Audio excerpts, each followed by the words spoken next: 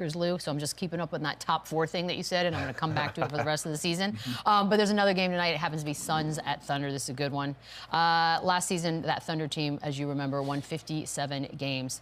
They're atop the West.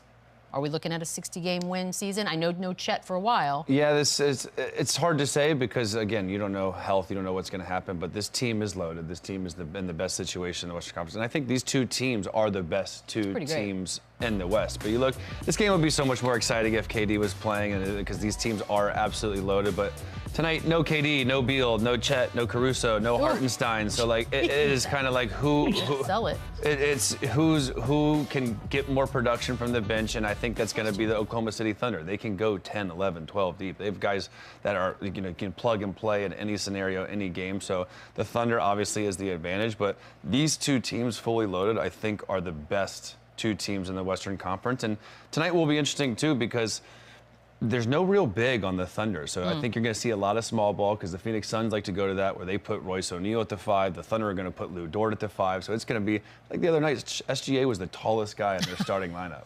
It's crazy how small they can go, but so can the Phoenix Suns. So we're going to see a lot of fast pace up in there. I'd probably take the over in total points because it's going to be running gun, a lot of threes. I like that. But it's interesting. It's interesting because both these teams are deep when they're healthy. They're both a little banged up right now, but they've got to give the advantage to the Thunder. Yeah, Lou, we're looking at 1-2 here. What do you think? I'm rolling with Chandler. I think it's another 50-win season. And listen, this is their first time dealing with the injury bug. I'm curious to see how they respond to it long term. With Chet being out, with Hartenstein being out, they don't have a lot of depth at that big spot. But like my guy just mentioned, SGA was the tallest player on the floor, and you got Lou Dort at the 5, and so that gives you some flexibility to play some small ball, and they play pretty decently when they do that. But this is a team that wins by committee, so just a tad bit of doubt in them reaching the historic 60-win accomplishment, but 50 isn't anything to sniff at either. So that's where I see them with the things that they're going through. I just like to aim high, Lou. Aim for 60, and then 50 is good, too. We're happy with that. Absolutely. We've not spent a ton of time talking about SGA. That's your guy. Why is that? Have we just not gotten into it yet? Is it early? Why have we not doing more? He probably prefers it like that. He's a background type of guy. Talk's cheap. He don't need the hype anyways. Let the 28, 6, and 5 that you're averaging tell your story. And that's how he's always been. He's not a media darling. Even when he does his interviews, they do it as a team. They do it by committee.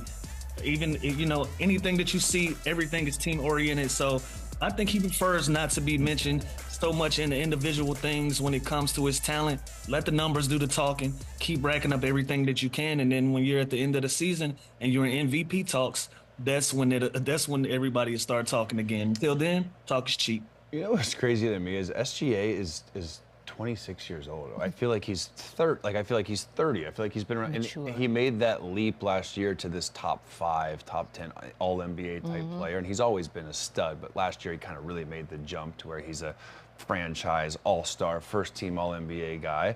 And he's going to continue to be in MVP talks for the next foreseeable future because his stats are going to be good, and this format of this team, they're going to be good. So his team success and the numbers he's going to put up, he's always going to be in that close to 30 a game, 8, 5, which is going to put him right in those MVP talks every single year. But he's a stud. He's got this aura around him where he's always so smooth. He's always so under control. Hits a big shot. You don't know if it's the game-winning buzzer beater, if it's just a pull-up in the first quarter. He has the same face. He's got the same attitude throughout the whole game. So to have that quality as a 26-year-old on already a young team where these kids look up to him. And he's 26 years old. Yeah. It's unbelievable what he's done in such a short period of time. But he's a stud, and we're always going to talk about them because we're always going to talk about him because we're always going to talk about the Thunder for the next 5 years. It's why we're hesitant to do things like put Giannis in OKC because you're like, no, they have a young, fun group that they're building. Don't fix what's not broke. Exactly. All right, we've got to take a quick break. When we come back, Dennis Scott joins the show. 3D. Yeah.